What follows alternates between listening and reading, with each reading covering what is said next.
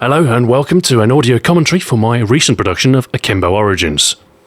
Now, if there's one thing I like to talk about, it's the work that I do on my videos.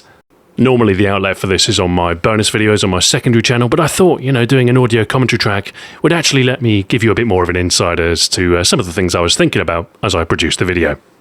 So this production, it really came about as a result of my own curiosity. I was thinking, what was the first game that had dual wielding and where does it come from? So the goal was always to answer those questions. I briefly touch on this subject on the attachment guide I did for Black Ops 2, the dual wield one, naturally. I give a really sort of condensed history. It's about 2 or 3 lines worth of history of Akimbo weapons. Talking about how they're, impractical and otherwise unrealistic. But of course the practice does have some origins in real life, and we start with pirates and cowboys as we see here. Actually, here's a bit of a goof. The Ruger Vaquero isn't exactly what we would call period correct. It was released in the 90s, I think. I thought this cowboy scene, I held it for a little bit too long, so I had to add some visual interest, so I chucked some revolvers on there. Didn't pay it too much mind, but, kudos to you if you picked that gaff. It seems to me like most people picked up on the omissions of certain games, but we'll get onto that later on. One of the more challenging things about this video was the fact that I talked about a lot of films. Specifically, it's the depiction of these films in video format without trampling on any copyright. So the way I got around this was to sort of make these little maquettes, which are very simple vector drawings of famous scenes, paired with the film's title rendered in the correct typeface, and the cinema thematic stuff, the film sprocket holes on the sides there. It's quite work intensive, but it portrays the film without the need to actually show the film. Obviously, once we got into the actual history of video games and dual wielding, we were less reliant on this, but a few more crop up later on. So we hit the 70s, and this is really the dawn of video games as a whole. There weren't that many video games prior to this. So when it came to looking for the first depiction of dual wield, it was the 70s where you need to start looking. And like I say, this kind of coincided with the peak popularity of Western cinema.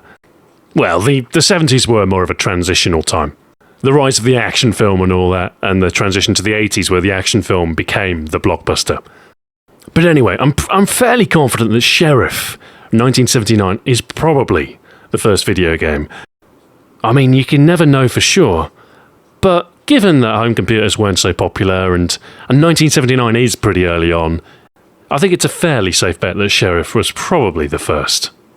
As it turns out, there's actually a fairly interesting story here, because the artwork for Sheriff was done by, the rather famous Shigeru Miyamoto. And yes, I know, I said Miyamoto in the video. It's just my English way of saying things. Sometimes I'm not geared for Japanese pronunciation. This is something that comes up quite a lot, particularly, when you're dealing with foreign languages. And Miyamoto is just one of those words I've seen written down more often than I've heard spoken aloud. Anyway, throughout the 80s, I think most games were Western inspired. Sunset Riders, oh mercy me, this was such a good game. Forget the Turtles arcade game, forget the Simpsons arcade. They were great games, but they were just tie-ins. This was an original game, and it was wonderful, fantastic graphics, and particularly memorable was the first boss. When you kill him, he's all like, "Bury me with my money," which I think is pretty funny. It's surprising, really, that outside of the Western genre, dual wield wasn't more common, and of course the person responsible for bringing it into the action genre was John Woo. This is really the emergence point, and John Woo, I think his films influenced a lot of video games later on as well. I don't think it's a huge stretch to say that if there was no John Woo, then there'd be no dual wield in the first-person shooter. I mean, I don't know, maybe there'd be another emergence point, but I don't think it's possible to overstate the influence that he had. I think Hard Boiled was probably the most critical point, seeing as it came out in, 91, 92? By this point, Woo I think he had a pretty good fan base in the West. It was his last film he produced in Hong Kong. And I have no doubt in my mind that Woo films influenced FPS games that were emerging around this time. I mean, you can see clear cultural influences and stuff like Doom. The soundtrack and the sort of the gory demon action, it's all very, very heavy metal. And that's what the guys at id were listening to when they were programming this game. And no doubt they were watching horror films as well, it probably influenced the graphic violence. And so, like I say, it was only a matter of time. Now, as far as the first FPS is concerned, what's interesting, of course, is that two games technically came out on the same day. I worry sometimes that I praise Marathon too much, like I give it too much credit. And it is a really it's a solid first-person shooter. And I do think its success was harmed by the fact that it was on the Mac. And I would go so far as to say that if Bungie didn't produce Halo, Marathon would have been consigned to the long-lost history bin. I do think its impact was limited until Halo came about, and then of course everybody looks into Bungie's origins and they discover that they did an FPS in the 90s sometime. So Marathon's definitely a very important game, and of course it had the dual pistols. Now, slightly more explicit, Rise of the Triad. Apogee don't quite have the legacy of Bungie, but they were not afraid to imitate John Woo films. Given that you're squaring off against the Triad, given that the first thing you get is a second pistol, there's no doubt that this is pretty much just John Woo, the game. That's all it is. I mean, obviously John Woo released his own game later on in Stranglehold. But Rise of the Triad definitely came first. And here's a nice spot of masking, with the two games simultaneously, just to sort of drive home the fact that they came out on the same day. And of course you have the symmetry of the two guns. That was the rationale behind that anyway. So after those two, dual wielding became pretty popular. Those two games combined were pretty influential, I think. And at this time, the FPS was definitely on the upswing. The early 90s were all about the platformer game, and to the point where most people were sick of them. And the FPS was kind of a breath of fresh air on that front. Of course, some people tried to sort of wrest the platforming formula into the third dimension. Tomb Raider, probably one of the more notable ones, although I think it's fair to say that Super Mario 64 was the more successful. Speaking of console games, there is really one notable omission from 1997, and in retrospect I do wish I included it, and that is GoldenEye 007. The reason I overlooked it is because James Bond never dual wields.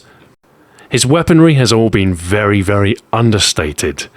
It's not about the firepower with James Bond, it's about the small, subtle, concealable power in his compact handgun. The day you see James Bond holding 2 Walther PPKs is the day the character jumps the shark. But having said that, the multiplayer in GoldenEye and the dual clobs, I think alone are worth a mention, simply for the fact that they were so bad. Anyway, the Millennium. There's only one film that was worth talking about from 1999. The Matrix. Oh yes.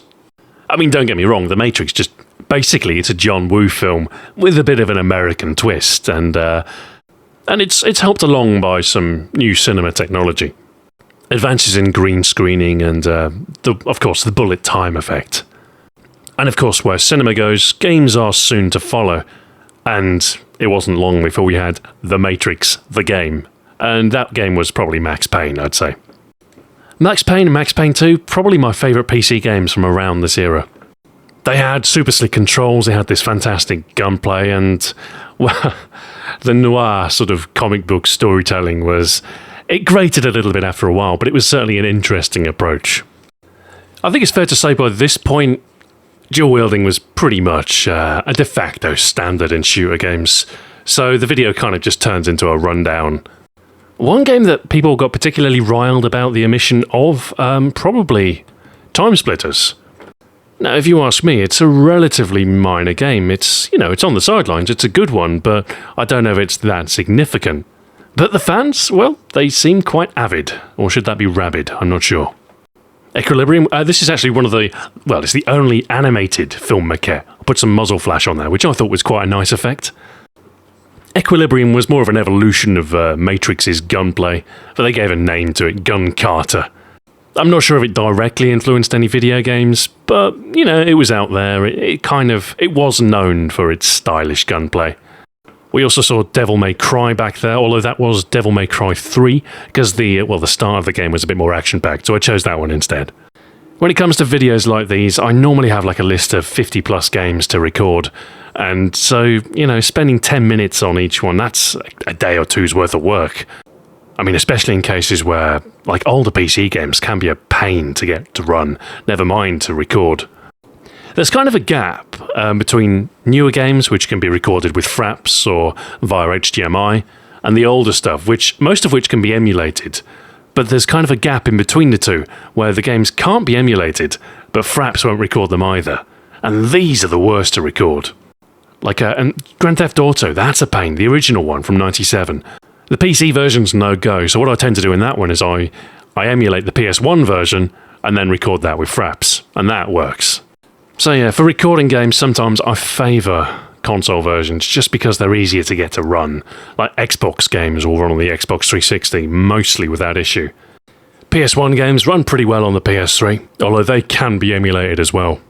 And I bought a Wii U recently, and I can play Wii games on that, which actually works out quite nicely because they get upscaled and they come out through HDMI and 1080p, and it actually looks quite good. Unfortunately, GameCube games don't work quite the same way, but they don't come up too often. The only really major hole as far as consoles are concerned is the PS2. I've got a PS3 Slim, which of course doesn't emulate the PS2, which means, well, I do have a PS2, but recording from a composite output is a bit of a pain. Given a choice, I'd rather get it through my HDMI setup because everything's a lot cleaner, everything's all digital. But where there's a will, there's a way. And that's one of the issues really with these multi-game videos, is they do often require a payload of quite a few different titles. And quite often I don't actually own these titles, so I've either got to, well, in the case of recent games, I pretty much have to buy them. And that sometimes can lead to, any profits from the video just being squandered. But hey, at least I've got a pretty substantial video game collection now. My 360 collection is particularly impressive because it has been my platform of choice for a while now. I mean, don't get me wrong, I play games on my PC as well, but my Steam library takes up less space than the 360 discs, shall we say.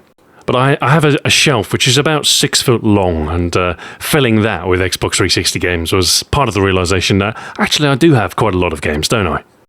But I've got to say, I quite like buying old games, because it feels like you're buying a lot of stuff, but they're normally fairly inexpensive. Quite a lot of the time, you're only really paying for the postage. You can get, titles that are a few years old for maybe just a few quid.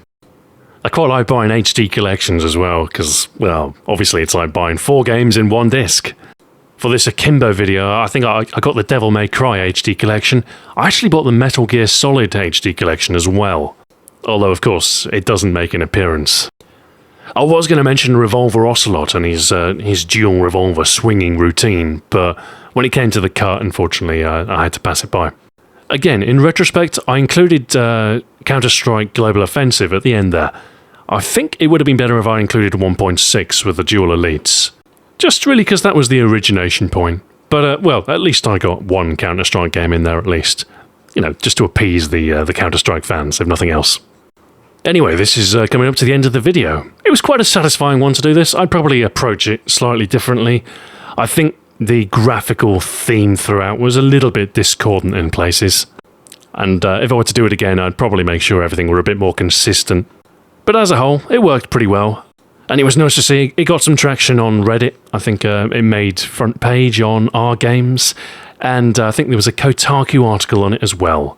Although the journalism isn't the best, I'll take the views all day. So, thank you very much for watching this audio commentary. I hoped it provided a mild diversion for 14 minutes, or at least gave you an insight into some of the stuff I was thinking during the production of this video. And until next time, farewell.